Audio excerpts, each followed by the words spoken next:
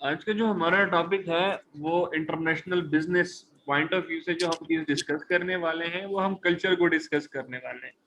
और कल्चर को देखेंगे कि इसमें कल्चर डिफरेंसेस क्या है और ये कैसे एक इंटरनेशनल बिजनेस पे जो है ना असर रखती है। आज का जो टॉपिक है उसमें हम ये सारी चीजें कैप्चर करने की कोशिश करेंगे और सीखने की कोशिश करेंगे। ये हमारी पहली स्लाइड है जिसमें हम ये कहते हैं कि how do cultural differences affect international business.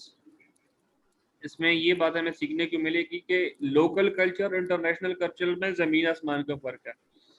और आपको अगर दूसरे कंट्री का इल्म नहीं है, दूसरे कंट्री का क्रॉस कल्चर का आपको आपके पास इंफॉर्मेशन नहीं है, तो ये भी एक वजह बन सकती है कि आपका कंपनी सक्सेसफुल ना हो वहां पे। यहाँ पे हमारे पास बहुत बड़ी एग्जांपल ये है कि एक दफा ये एक कंपनी है सर्फ एक्सेल, जो कपड़ों का वॉशिंग पाउडर बनाती है टाइड के नाम से। तो उनका क्या था कि अगर आपने अरबी देखी हो तो वो लेफ्ट टू राइट लिखते हैं और हम इंग्लिश राइट टू लेफ्ट लिखते हैं। तो उनका पढ़ने का तर्ज भी वही जी होता है। सर। तो उनका ये था कि उन्होंने एक लिखा हुआ था कि आपके गंदे कपड़े साफ हो जाएंगे। तो वो उल्टा पढ़ने वाले थे, तो वो कह रहे थे कि ये पाउडर यूज किया तो साफ कपड़े गंदे हो जाएंगे। तो उन्होंने कल्चर पे काम नहीं किया था उस कंट्री में जाके, तो उनको बहुत बड़ा लॉस फेस हुआ ना।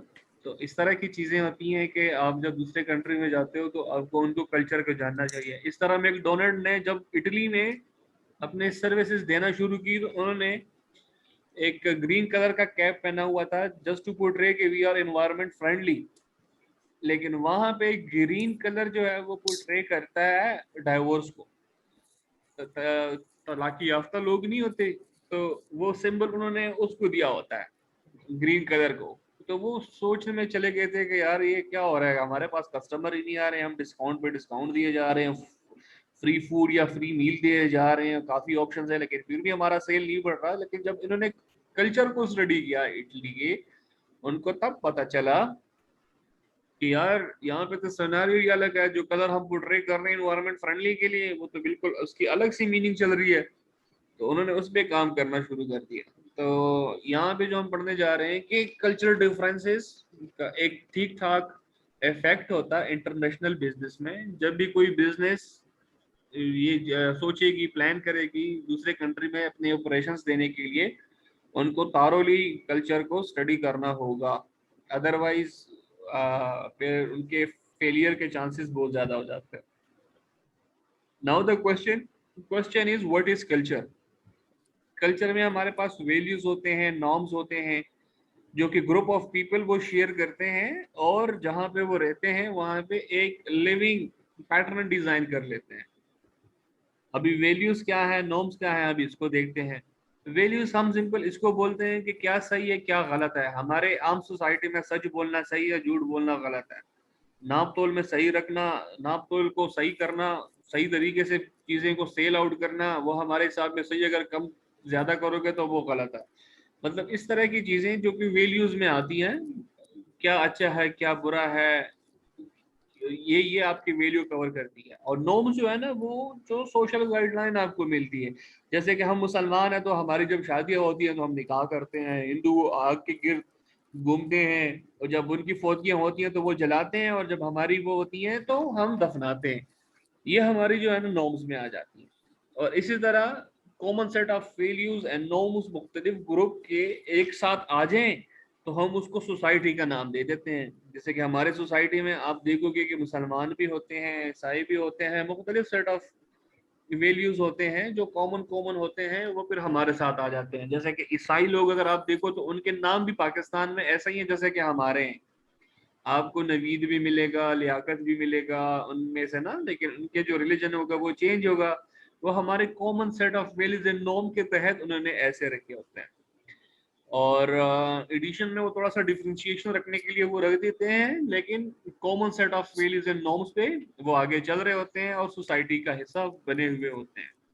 तो हमें भी ऐसा करना है। जब हमारा कोई बिजनेस इंटरनेशनली होगा तो हमने उन्हीं की सोसाइटी में मर्ज होने के लिए हमने कुछ ऐसे नाम अपने कंपनी के रखने होंगे या प्रोडक्ट्स के ऐसे नाम रखने होंगे जो कि उनके जो वैल्यूज और नॉर्म्स के जो क्राइटेरिया है उसको मीट कर पाए और उसमें हमारी कंपनी सर्वाइवल कर पाए। यहाँ पे तो मैं खुल के बोल भी सकता हूँ क्योंकि फीमेल है नहीं कोई हमारे पास स्टूडेंट। आपको पता है कि कुछ ऐसे बड़ी बड़ी कंपनियां हैं जो कि दुनिया की लीडिंग कंपनी है, लेकिन वो अपने नाम की वजह से हमारे साउथ ईस्ट एशिया कंट्री में चल नहीं सकती। एक यूनिवर्सिटी है जिसके रिसर्च वर्क इतना ज्यादा है कि आप सोच भी नहीं सकते कि उनका रिसर्च कंट्रीब्यूशन बहुत ज्यादा है, लेकिन जब उसका एब्रिवेटेड नाम आप देखोगे ना तो आप बिल्कुल हैरान हो जाओगे। वो कभी भी पाकिस्तान की कोई यूनिवर्सिटी है उसके साथ वो काम नहीं करना चाहती, क्योंकि just because of their name वो हमारे कल्चर में सूट ही नहीं करती। वो आप लोग देख लीजिएगा, वो मैं बताऊंगा नहीं। वो आप लोगों का होमवर्क है कि ऐसी कौन सी यूनिवर्सिटी है या ऐसी कौन सी टायर कंपनी है जो कि पाकिस्तान में अपना मार्केट नहीं बना सकती just because of their name, क्योंकि वह हमारे नॉर्म्स और वैल्यूज को फिट नहीं आ रही। ठीक है दानियाल साहब। ठीक है सर, ओके। और जरूर मुझे जो है ना आप लोगों दोनों का इंतजार रहेगा। मैंने आपको यूनिवर्सिटी का नाम भी बता दिया, यूनिवर्सिटी स्विट्जरलैंड की है और कंपनी जो है वो टायर सर कंपनी है। इस यूनिवर्सिटी का नाम मेरे ख्याल से हमारे हमारे आगे से गुजरा भी हुआ है। गुजरा भी हुआ होगा ना, फिर आपने मुझे वो बताना है, ठीक है? बिल्कुल। वो मुझे आपको सेंड कर देना मैसेज में, बस ये दो छोटा सा काम है। इसलिए मैं फोकस ठीक हो गया हमारा सर। फोकस जो आज का टॉपिक है ना वो यही है कि हम कैसे इस चीज को देखते हैं from international business point of view. ये स्ट्रैटेजीज में आपकी होना चाहिए कि कल्चर को कैसे स्टडी करना है। ठीक। राइट अभी सर। अभी हमारे पास एक और जो स्लाइड है वो है कि how our culture society and the nation state related. अभी हम इसको पढ़ने वाले हैं कि कैसे हमारे पास कल्चर सोसाइटी और नेशन स्टेट जो है ना रिलेटेड हो सकता है।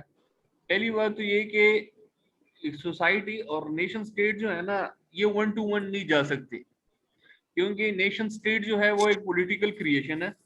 वो एक पॉलिटिकली स्टेटमेंट के तौर पे आ जाता है कि ये अमेरिका का स्टेट है और ये फलाना ढिंगलाना ना। लेकिन हम ये कह सकते हैं कि एक कल्चर जो है ना जब वो बनता है तो वो बहुत सारी सोसाइटीज या मिलके जो है ना वो आती हैं और वो एक कल्चर बना देती है। और वो ऐसा कल्चर बनता है जो कि टाइम के साथ साथ वो इवॉल्व होता रहता है, चेंज होता रहता है। जैसे कि फॉर एग्जांपल अभी आप देख लो, हमारी शादियां सिर्फ निकाह पे थी, निकाह करा के रुखसती हो जाती थी, हक महर वगैरह हो जाता था। अभी काफी सारी चीजें आ गई हैं, मेहंदी वगैरह आ गई हैं, और वो क्या कहते हैं वो अंगूठी ढूंढने वाली रस्म आ गई है, नई नई चीजें आ गई। सर अब तो तो ब्राइडल शावर भी आ गया सर। हाँ देखिए ये भी मुझे देर सुनने को मिला। तो ये आपका जो है ना टाइम के साथ साथ आपका कल्चर जो है वो इवॉल्व हो रहा होता है। ठीक है, इस हिसाब से फिर आगे आप एडजस्टमेंट कर रहे होते हो ना, तो फिर आप देख रहे होते हो क्या क्या सही है क्या गलत है, और वैल्यूज को आप देख रहे होते हो और आगे आप मूव ऑन कर रहे होते हो। ठीक। ये अभी हमारे पास ठीक सर। कुछ डिटर्मिनेंट्स हैं कि कल्चर के कौन कौन से डिटर्मिनेंट हैं जिसमें हमारे पास जो कल्चर में इनपुट रखती हैं। रिलीजन है, पॉलिटिकल फिलॉसफी है, इकोनॉमिक फिलॉसफी है, एजुकेशन है, सोशल स्ट्रक्चर है और लैंग्वेज है। अभी हम इसमें से कुछ देखेंगे और कुछ आने वाले क्लास में देखेंगे। ठीक है जी। ठीक सर। पहले देखते हैं सोशल कल्चर को। सोशल कल्चर आप ये समझो कि सोसाइटी में लोग होते हैं जिसको हम ग्रुप के नाम से जानते हैं। ग्रुप की जो साइज होता है, जो नंबर ऑफ मेंबर्स होते हैं, वो दो या दो से ज्यादा लोगों को हम कहते हैं, जिसमें वो क्या शेयर करते हैं, सेंस ऑफ आइडेंटिटी शेयर करते हैं और वो इंटरेक्ट करते हैं with one another in a structured way on the basis of common set of expectation about each other behaviour. यहाँ इन्होंने एग्जाम्पल जो दिया है वो यहाँ पे जो चीज यहाँ पे कैप्चर करने की कोशिश की है वो ये है कि सोसाइटी कैसे बनती है, सोशल स्ट्रक्चर कैसे बनता है, लोगों से बनता है। लोग क्या होते हैं, अभी फॉर एग्जांपल अभी आपके साथ इस क्लास में वही बंदा होगा जो कि इंटरनेशनल मार्केटिंग पढ़ने वाला होगा, जो कि एचआर या फाइनेंस वाला होगा, वो इस ग्रुप को नहीं ज्वाइन करेगा क्योंकि इसका वो कंसर्न ही नहीं है। तो ऐसे लोग इसमें आएंगे जिसका कॉमन सेट ऑफ एक्सपेक्टेशन है, जिसका कॉमन इंटरेस्ट है, और मुझे सेंस ऑफ आइडेंटिटी भी हमारी शेयर हो चुकी है। मेरा नाम डॉक्टर हसन है और आपका नाम दानियाल है और इमाद है। तो इस तरह की चीजें आ जाती हैं और एक ग्रुप की शक्ल में वो सोसाइटी को एक शक्ल दे देते हैं। तो यहाँ पे फिर हमारे पास जो सोसाइटी में जो होते हैं वो मुख्तलिफ किस्म के होते हैं, उसके मुख्तलिफ किस्म के काइंड्स होते हैं। आपको फैमिलीज मिलेंगी, आपको वर्क ग्रुप मिलेगा, सोशल ग्रुप मिलेगा, रिक्रिएशनल ग्रुप मिलेगा। तो ये यहाँ पे थोड़ी सी अकसाम चेंज हो जाते हैं, लेकिन ये कुछ पिलर्स हैं जिसमें आपको क्लियर कट होना चाहिए कि अगर रिक्रिएशनल ग्रुप मिला है तो इसका कॉमन सेट ऑफ एक्सपेक्टेशन वही होंगी। जैसे कि क्रिकेट का टीम बन गया, क्रिकेट खेलने के लिए एक प्लेग्राउंड बन गया, तो वहां पे लोग क्रिकेट खेलने ही जाएंगे ग्रुप्स की शक्ल में। वर्क प्लेस है तो वहां पे भी आपको ग्रुप की शक्ल में आप लोगों के काम आएंगे। सोशल नेटवर्किंग है तो वहां पे भी आपकी अलग सी चीजें होंगी ना। तो ये आपके पास होने चाहिए, जो क्या क्या फाउंडेशन में होने चाहिए। तो वो सारी चीजें मिलके आपको एक सोसाइटी का शेप बन जाता है। इसके अलावा हम जब जनरल सोसाइटी की बात करते हैं ना, तो हमारे पास सोशल स्ट्रेटा बन जाती है। वो हमारे पास दो मुख्तलिफ हैं, एक होता है कास्ट सिस्टम और एक होता है क्लास सिस्टम। हमारे मुसलमानों में आप लोगों को अक्सर ये क्लास सिस्टम मिलेगा, और जो हिंदू हैं वहां पे आपको कास्ट सिस्टम मिलेगा। कोई शूदर है तो कोई क्या है, कोई नीच है तो क्या है, कोई बाहर बहरमन है। और उन्होंने फिर अपने लिए पैसे भी क्या कहते हैं कि दुनियावी लाइफ भी जो है ना वो अलग अलग रखी हुई है। जो शूदर होते हैं वो झाड़ू मेरे ख्याल पे सफाई वगैरह करते होते हैं, जो बहरमन है वो बिजनेस संभाल रहे होते हैं, उनकी कुछ 8-9 अकसाम है। तो उस हिसाब से आपको सोसाइटी, वहां पे भी आपको सोसाइटी में जो चीजें देखने को मिलेंगी तो वो कास्ट हिसाब से भी उनका सिस्टम चल रहा होता है और उन्होंने अपनी एक सोसाइटी को शेप दिया होता है। और हमारे पाकिस्तान में अगर आप देखो तो हमने यहाँ पे क्या की हुई है अपनी एक सोसाइटी में कि ये अमीर है, ये मिडिल क्लास है और ये लोअर क्लास है। इस तरह के हमने क्लासेस की हुई हैं। जैसे कि पेशावर में अगर आपको पता हो तो शामी रोड पे हम बोलते हैं कि यार ये बड़े अमीर तरीन लोग रहने वाले लोग हैं, और जब आसपास के इलाकों में जाओगे तो आपको नजर आएगा कि यार ये मिडिल तबके वाले लोग हैं। तो और जो नीचे गांव की तरफ जाओगे या जितने भी रूरल एरियाज हैं पेशावर के इर्द गिर्द, तो आपको इजीली डिफाइन हो जाएगा कि ये वो क्लास है जो कि लोअर क्लास कैटेगरी में आ जाता है। इस तरह ये सारी चीजें जो है ना मिलके, दो या दो से ज्यादा मिलके हर ग्रुप से, तो वो अपना अपना क्लास डिफाइन कर लेते हैं और अपना लिविंग स्टैंडर्ड उसी हिसाब से चला रहे होते हैं और आगे चल रहे होते हैं। ठीक, यहाँ पे भी हमारे पास एक और एलिमेंट है रिलीजन का। ये भी जो है ना आपको स्टडी पॉइंट ऑफ व्यू से डिस्कस करना होता है। और लास्ट जो हमने बात की ना कि हमने एक चीज पढ़ी, social structure from international business point of view. आपने जब कोई प्रोडक्ट लाना होता है तो फिर आपने इनको देखना होता है कि आप कौन से लोगों को टारगेट कर रहे हो। अगर कास्ट सिस्टम पे जा रहे हो तो आप देख लो कि आप शूदर को टारगेट कर रहे हो। अगर कोई क्लीनिंग प्रोडक्ट बना रहे हो तो शूदर को टारगेट करो, वो सफाई में यूज कर लेंगे। अगर कोई बिजनेस पॉइंट ऑफ व्यू से कोई आइडिया पिंच कर रहे हो तो आप बहरमन को, जो इंडिया वाले लोग हैं, उनको टारगेट करो। अगर हाँ पाकिस्तान पॉइंट ऑफ व्यू से, जैसे कि मैंने सोसाइटी का आपको एग्जांपल दिया, अगर ऐसा प्रोडक्ट है जो कि महंगा है, जैसे कि आईफोन जो कि 1.5 लाख तक आ रहा है, 1,70,000 तक आ रहा है ना, जो भी है, तो फिर आप टॉप क्लास को टारगेट करोगे। उसको उनके लिए जो है ना मार्केटिंग कैंपेन चलाओगे कि कैसा मैं उनको डील करूँ ना। तो ये जो हम सीख रहे हैं इसको आपने जरूर लिंक करके देना है international business point of view से कि कैसा ये काम करता है। और यहाँ पे हमारे पास जो दूसरा एलिमेंट है जिसको अभी हम डिस्कस करने जा रहे हैं कि हाउ डू रिलीजियस सर ये स्लाइड जरा दोबारा समझे, लास्ट वाली स्लाइड सर जरा। लास्ट वाली, जी सर। या व्हाट इज सोशल स्ट्रेटिफिकेशन, ये जी वाली। जी जी जी इसमें सर। हमने ये चीज डिस्कस करने की कोशिश कर रहे हैं ना। हमने लास्ट स्लाइड, इससे पहले वाले लास्ट स्लाइड में हमने पढ़ा कि सोशल स्ट्रक्चर कैसा होता है। उसमें हमने जी बताया सर। कि यार दो या दो से ज्यादा लोग मिलके ना sense of identity, common interest, common expectation रख के ना वो ग्रुप बना देते हैं और वो सोसाइटी की शेप में आ जाते हैं। और इस हिसाब से हमारे पास फैमिली भी होती है, वर्क ग्रुप भी होती हैं, सोशल ग्रुप भी होती हैं, जो कि इसके फाउंडेशन में हिस्सा रखती हैं। फिर हमने बोला कि यार हमारे पास कुछ स्ट्रेटिफिकेशन भी होती है। स्ट्रेटा का मतलब है कि होमोजीनियस ग्रुप, लफ्जी मतलब स्ट्रेटा का है ग्रुप, होमोजीनियस ग्रुप। ठीक है, होमोजीनियस मतलब एक जैसा ग्रुप। तो इसमें हमें ये दो चीजें देखने को मिलती हैं, एक होता है कास्ट सिस्टम, एक होता है क्लास सिस्टम, जिसके हिसाब से लोग अपनी जिंदगी गुजार रहे होते हैं और अपनी डिफाइंड सोसाइटी उन्होंने रखा होता है। कास्ट सिस्टम में मैंने आपको एग्जांपल दिया कि हिंदू हिंदू में कास्ट सिस्टम बहुत ज्यादा है, उनके 8 से 9 फिरके होते हैं, 8 से 9 टाइप्स है ना, बैरमन है, शूद्र है, नीच है, और आगे पीछे ना बहुत सारे हैं। तो पंडित है, मतलब काफी उनका कास्ट सिस्टम चल रहा होता है। तो उस हिसाब से उन्होंने अपने लिए प्रोफेशन भी चूज रखे हैं। बैरमैन जो होते हैं वो हमेशा आपको नजर आएंगे कि वो बिजनेस में इन है, और जो शूदर वगैरह है, जो नीच वगैरह है, तो कोई क्लेरिकल का काम करता है तो कोई सफाई का काम करता है। तो इस टॉपिक को हमने लिंक करने की कोशिश की कि international business point of view से हम ये टॉपिक क्यों पढ़ रहे हैं। वो हमने ये इसलिए पढ़ने की कोशिश की कि हमारे पास कोई ऐसा, अगर हम कोई प्रोडक्ट डिजाइन करने जा रहे हैं या लाना चाह रहे हैं मार्केट में, तो हमने इनके कास्ट सिस्टम को भी देखना है कि कंट्री में कास्ट सिस्टम चल रहा है कि क्लास सिस्टम चल रहा है। जैसे कि पाकिस्तान में क्लास सिस्टम चलता है, upper class, middle class, lower class. तो इनको देख के आपने अपनी चीजों को लॉन्च करना है। अगर आप कोई सफाई की बोतल वगैरह बना रहे हो ना, क्लीनिंग आइटम कोई बना रहे हो, तो इंडिया के लिए अगर बना रहे हो तो आपने सिर्फ जो शूदर है या नीच जो कौम है उसको टारगेट करके उनके एलिमेंट्स को लेके जो आप जो है ना बता के उनके लिए एड बना के आपने उन्हीं को टारगेट करना है।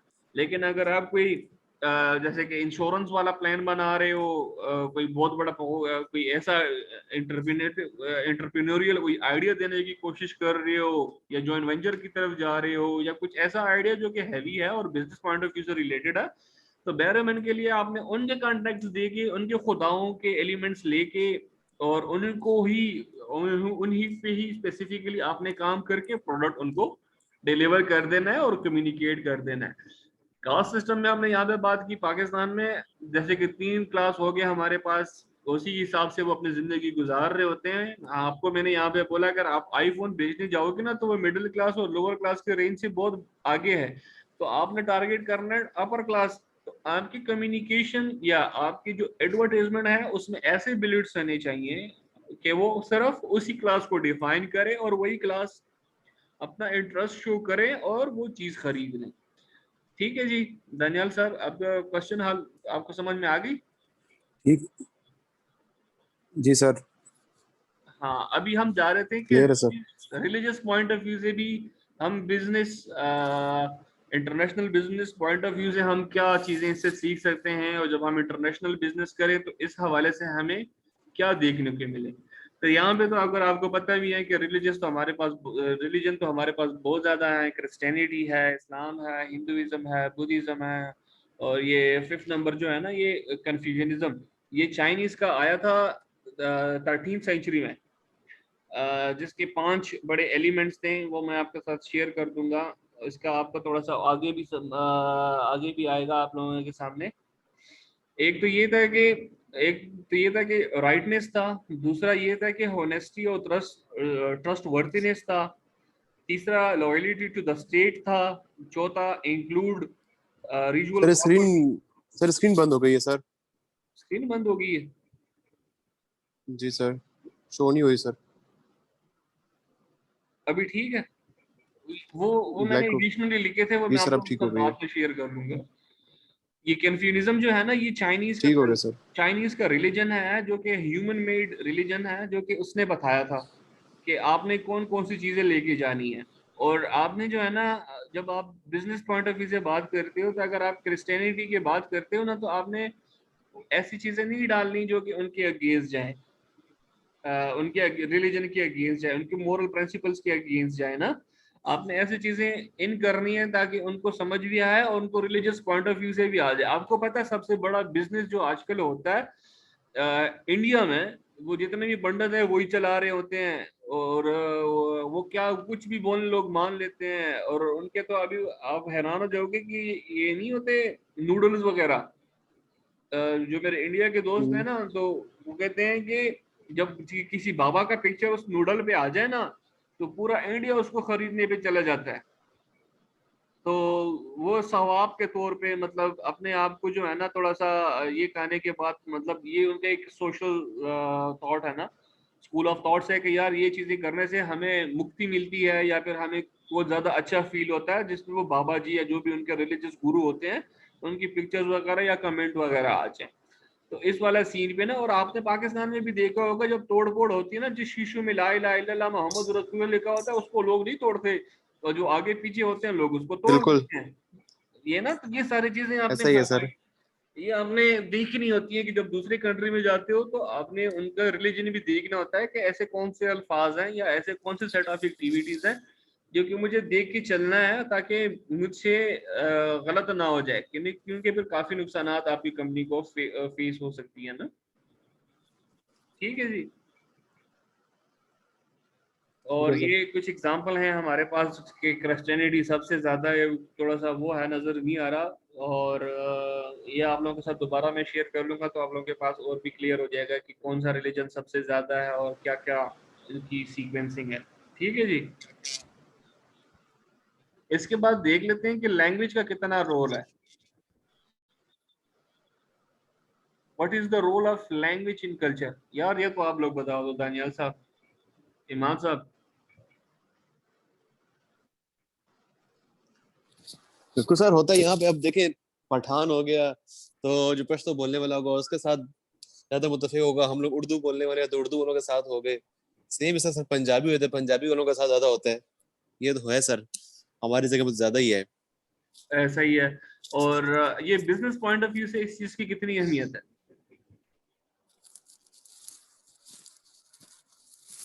Sir business point of view से भी है सर। अब देखें, किसी पठान बंदे ने अगर जनरल दुकान खोली है तो सर वो मतलब प्रेफर करता है कोई शागिर्द वगैरह पश्तो पठान ही है। कोई उर्दू से मतलब उसको कम्युनिकेशन में मसला होगा कि किस तरीके से करेगा। इवन कोई शहरी भी इस तरीके से खोलता है तो सेम वो कहता है कि मैं तो शहरी है, कम्युनिकेशन में होता है मसला इनका। ऐसा ही है जी, बिल्कुल। आपको पता है सबसे ज्यादा, सर आपकी आवाज कट रही है सर। अभी आवाज सही है मेरी? हेलो। सर डिस्टॉर्शन बीच में हो रही है सर। जी सर, अब ठीक है सर।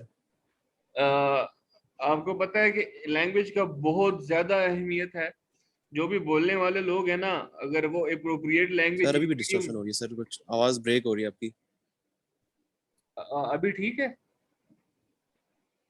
सर ठीक हेलो। होती है, फिर आवाज बीच में वर्ड्स गायब हो जाते होते हैं। रियली सॉरी यार। चलिए कोई नहीं, आपको रिकॉर्डिंग में तो क्लियर नजर आ जाएगी। अभी ठीक है ना? I hope so.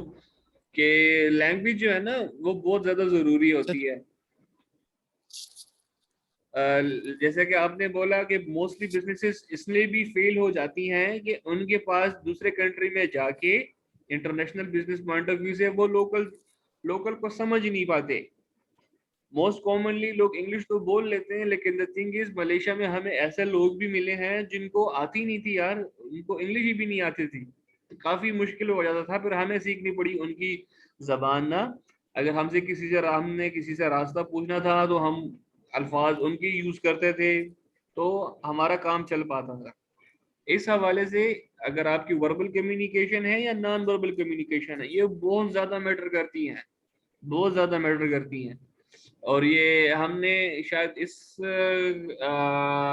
सब्जेक्ट में तो नहीं, बिजनेस कम्युनिकेशन हमारे पास सब्जेक्ट है, उसमें हमने थॉरोली डिस्कस किया कि कुछ कंट्रीज ऐसी हैं जिसमें अगर आपका नॉन वर्बल कम्युनिकेशन भी अगर इफेक्टिव नहीं है तो तब भी आपकी बात नहीं बनती।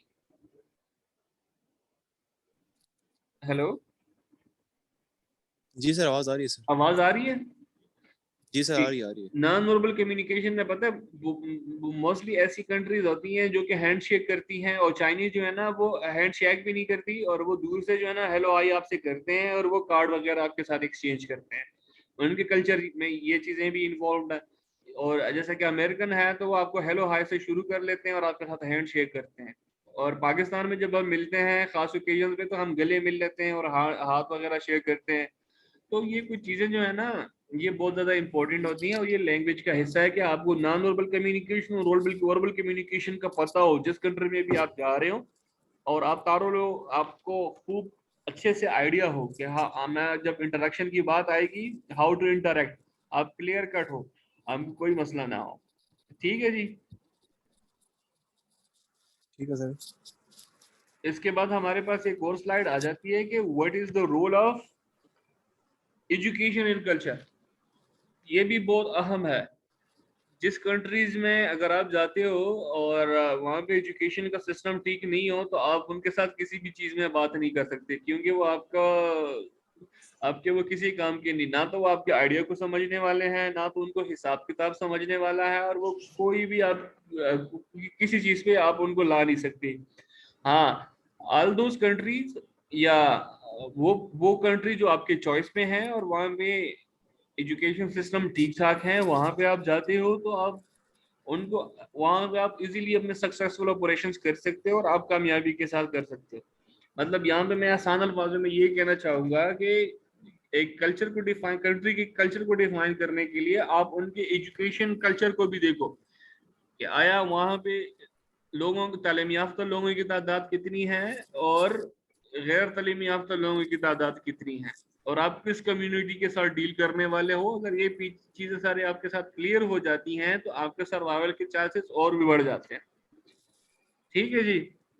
यहाँ पे हमारे पास एक और एग्जांपल है कि जापान ने जब अपना एजुकेशन सिस्टम ठीक किया ना, ये पोस्ट वार के बाद, तो वो दुनिया में देखें आज उनका नाम है। एशिया में तो हमसे सबसे, मतलब अगर आप देखो ना कि आईटी के लिहाज से, काफी चीजों के लिहाज से जापान का एक अपना नाम है।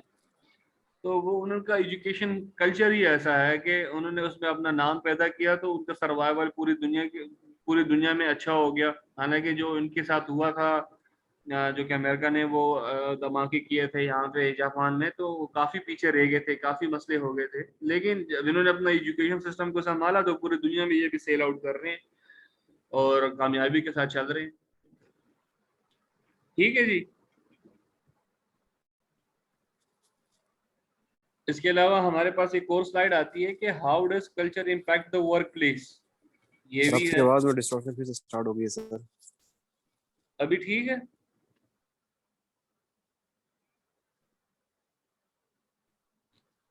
हेलो। जी सर। अभी हम पढ़ने वाले हैं कि how does culture impact the work place. Daniyal साहब, ये आप शेयर कर रहे हैं, आपके जहन में क्या आता है? सर ये तो मतलब जैसे वर्किंग प्लेस का जो मतलब कल्चर होता है उसके हाँ, बारे में, मतलब हमारे ऑफिस में हमारा कल्चर वगैरह उसके बारे में, या जिस कोई शॉप हो जाए या कोई बिजनेस वगैरह हो जाए उसके बारे में। ऐसा ही है। ईमान साहब ये बताएं, आप भी कुछ एड ऑन करें।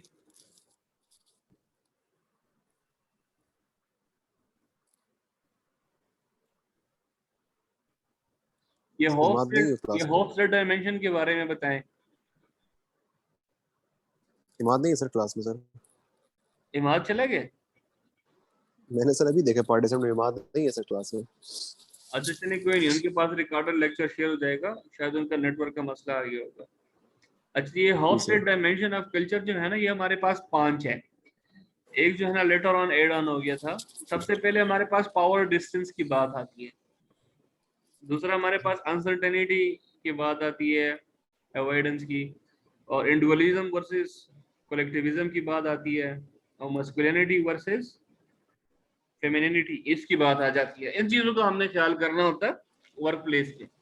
अभी आपको पता है, जब हम पावर डिस्टेंस की बात करते हैं ना, तो ये हमारे तरफ पे हमारे पॉइंट ऑफ व्यू से और दूसरे कंट्री के पॉइंट ऑफ व्यू से थोड़ा सा अलग अलग होता है। यूरोपियन कल्चर जो है वो 1 फ्लोर पे सारा काम कर रहे होते हैं। मलेशिया में भी सारे 1 फ्लोर के नीचे काम कर रहे होते हैं। लेकिन पाकिस्तान में एक हायरार्की सिस्टम बनी होती है, जो कि मैनेजर होता है वो केबिन में बंद होता है, जो नीचे एम्प्लॉय होते हैं वो बाहर बैठे होते हैं। और वहाँ यहाँ का सिस्टम और वहाँ का सिस्टम थोड़ा सा अलग है। और वहाँ के पता है, हमारे पास हमारे यूनिवर्सिटी में कैफेटेरिया में हम अपने वीसी को भी देखते थे कि हमारे सारे टेबल पे आगे बैठ जाया करता था। लेकिन पाकिस्तान में तो वीसी से मिलने के लिए फिर आपने 10 चमचों से मिलना होता है, फिर जाके आपको कोई टाइम मिलता है। बिल्कुल सर। तो मूवीज ये में देखा जाता है सर, वो एक ही फ्लोर होता है, उसमें सारे सारे ऑफिस बने होते हैं, सारे एम्प्लॉय भी एक ही जगह पे काम करते हैं इंडियन मूवीज में। इसके अलावा हॉलीवुड मूवीज में देख रहा होता है। यहाँ पे तो बिल्कुल हमारे जितने बड़े बड़े साहब आते रहेंगे उतने बड़े बड़े कमरे आते रहेंगे। बाय गॉड, हमारा वाला भी यही था। मलेशिया में हमें बड़ा अच्छा लगा जब मैं यहाँ से पीएचडी के लिए अप्लाई करने वाला था, तो मुझे कुछ लेटर्स की जरूरत है, रिकमेंडेशन लेटर्स की। यार वो नीचे अंदर बैठे होते थे, वो सोच भी मतलब मैं रिक्वेस्ट कर दिया करता था, वो काम ही नहीं करते होते थे। पियन आता था कि यार सेफ बिजी थे, जब वो दरवाजा खोलता था तो हमें पता चलता था कि वो अंदर जाके वो मजाक कर रहा है, गपशप लगा रहा है, हंसी मजाक चल रही है, तो बड़ी तकलीफ होती थी ना।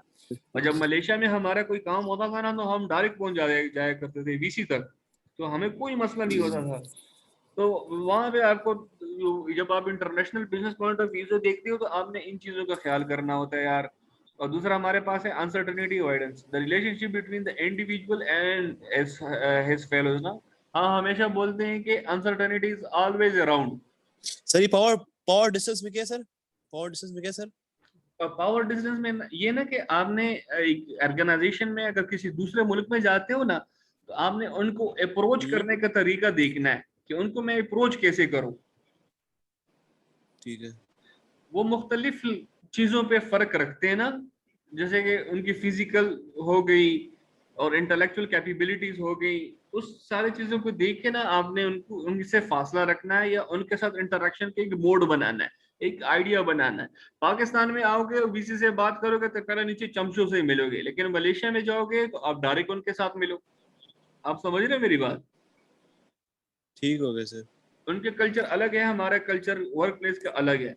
ये वो सारी चीजें हैं जो बिजनेस पॉइंट ऑफ व्यू से आपको समझ में आ जानी चाहिए।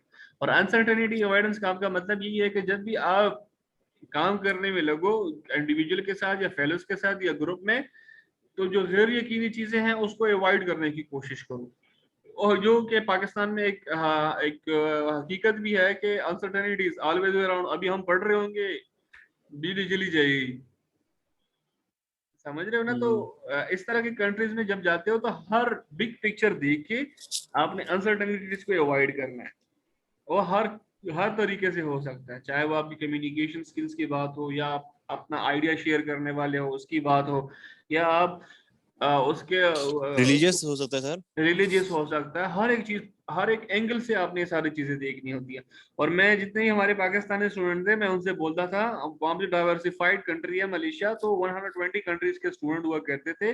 मैं स्टूडेंट को अक्सर बोलता था कि यार प्लीज आप किसी के साथ भी रिलीजन भी डिस्कशन में ना जाओ। ये आपको मतलब अलाउ नहीं, कोई भी अलाउ नहीं करेगा कि एक चीज को तो आपका इल्म है ही नहीं, और आप जाके उनके साथ चले जाते हो, बात करना शुरू कर देते हो, तो आखिर में आपकी बेइज्जती होती है, उनकी तो होती नहीं है। और ऐसी चीजें नहीं करनी चाहिए ना। बिल्कुल सर। तो जब पढ़ने आए हो तो बस पढ़ो, यही वो सारी चीजें थी ना। हाँ, और यहाँ पे इसके अलावा आपने इंडिविजुअलिज्म वर्सेस कलेक्टिविज्म का भी देखना होता है। और ये आपने देखना होता है कि यार इंट्रोवर्ट पर्सनालिटी है या एक्सट्रोवर्ट पर्सनालिटी है, इस टॉपिक के साथ इंटरलिंक कर रहा है। कोई लोग ऐसे होते हैं कि जिनको पसंद नहीं होता उनके साथ सबके सामने उनके साथ बात करना। कुछ लोग ऐसे होते हैं कि जो कहते हैं कि यार मेरा दोस्त भी बैठा हो, सारे बैठा भी हो, सोशलाइज भी हो, और वो आपके साथ आइडिया भी शेयर करते हो। तो आपको उनके काम करने का नेचर भी देखना होता है। कुछ लोग ग्रुप स्टडी में इंटरेस्टेड होते हैं, कुछ लोग जो है ना इंडिविजुअल बेस पे कर रहे होते हैं। तो बिजनेस पॉइंट ऑफ व्यू से ये आपने देखना होता है कि यार आप जिस कम्युनिटी की देख रहे हो, वो अगर आप उसको इंडिविजुअली डिफाइन करते हो, कम्युनिकेशन मार्केटिंग कैंपेन चलाते हो, तो वो ज्यादा मुतासिर होंगी। या आप ऐसा करो, उसको बोलो कि सारे यूज करें, आप भी यूज करो। तो इस तरह की चीजें जो है ना, आपने उनका ख्याल करना होता है। वर्क प्लेस में हमारे पास एक कल्चर और भी आता है, जेंडर और फीमेल का, उसका भी आपने ख्याल करना होता है। और उसी कल्चर को आपने स्टडी करना होता है, और उसी हिसाब से आपने सारी चीजें प्लान करनी होती हैं। अगर फॉर एग्जांपल अगर आप मलेशिया में जाते हो ना, और आपके पास मेल एम्प्लॉय भी हैं, फीमेल एम्प्लॉय भी हैं, वहाँ पे कल्चर बड़ा साउंड है यार। एक चेयर आपकी होगी, दूसरी चेयर फीमेल के साथ होगी ना। यहाँ पे कॉमन एरिया फीमेल के लिए होता है, वहाँ पे सिर्फ नमाज की अलग जगह होती है, बाकी आपकी सारी जगह एक ही होती है। कॉफी मशीन से आप भी चाय लोगे, वो भी लोगे, ये नहीं कि यार ये फीमेल का है ये मेल का है, ये वाटर टैंक मेल का है ये वाटर टैंक फीमेल का है, ये चेयर मेल का है तो फीमेल जाकर उस कोने में पर्दे में बैठी होगी। नहीं, वहां पे जो है ना बड़ा यूनिफॉर्म कल्चर है। तो उस हिसाब से आपने सारी चीजें प्लान करनी होती है। जब आप इंटरनेशनल वर्क प्लेस की बात करते हो, उसकी कल्चर आपको समझने की कोशिश करते हो। ठीक है दनियाल। यहाँ पे सर इन चीजों पे तो सर फीमेल को ज्यादा राइट्स मिल जाते होते हैं। मतलब एक हम लड़के जो होते हैं घंटों घंटों लाइन में लगे रहेंगे, कोई लड़की आएगी तो उसको जी आगे अंदर कर देंगे। मलेशिया में इसके ये अलावा सर नहीं है। फीमेल्स भाई मेरे को दानियाल ज्यादा मलेशिया एड में, भेजा था एक लड़की के नाम पर। हाँ दानियाल मलेशिया में ये नहीं है बाय गॉड। जब मैं ट्रेन में सफर करता था ना जॉब के लिए, तो अक्सर ये होता था कि हम तो इखलाकतन खड़े हो जाया करते थे ना, वो फीमेल बैठ जाया करती, तो ये तो अच्छी बात है। लेकिन वहां पे ये कल्चर नहीं है, अगर लड़की बाद में आई खड़ी है तो वो खड़ी है, इसमें कोई वो नहीं है। अच्छा पाकिस्तान में तो डब्बे कुछ फीमेल के होते हैं, कुछ डब्बे लड़कों के होते हैं, वहां पे ये कल्चर नहीं है भाई, बस चढ़ो डब्बों में ना, उधर फीमेल भी खड़ी होती है लड़के भी खड़े होते हैं, वहां भी ये कल्चर नहीं है। वहां पे लोगों की मेंटेलिटी बिल्कुल चेंज है। तो ये सारी चीजें आपने जी ख्याल करनी होती हैं, इन सारी चीजों को देख के ना फिर आप अपने इंटरनेशनल बिजनेस की स्ट्रेटेजीज बनाते हो। ठीक है डियर, आई होप कि ये काफी ठीक अंडरस्टैंडेबल है, काफी आसान है। तो इस हवाले ठीक से है सर। हमारे पास एक चार्ट पड़ा हुआ है अपकमिंग स्लाइड में, वो आप देख सकते हो अर्जेंटीना का उधर क्या है वगैरह वगैरह, ये कुछ स्टेटिस्टिक हैं जो आप लोगों के साथ मैं शेयर करना चाह रहा था। अच्छा फिर इसके अलावा यार दानियल ऐसा करते हैं कि इस क्लास को वाइंड अप करते हैं, क्योंकि 1 मिनट हो गया, 1 मिनट ही रह गया, ये टॉपिक हमारा बीच में ही रह जाएगा ना। मैं दूसरा लिंक ठीक है। शेयर करता हूँ, आप वो ज्वाइन कर लीजिएगा, ठीक है। ठीक ठीक है sir, okay sir. Thank you so much Daniyal. Hafiz.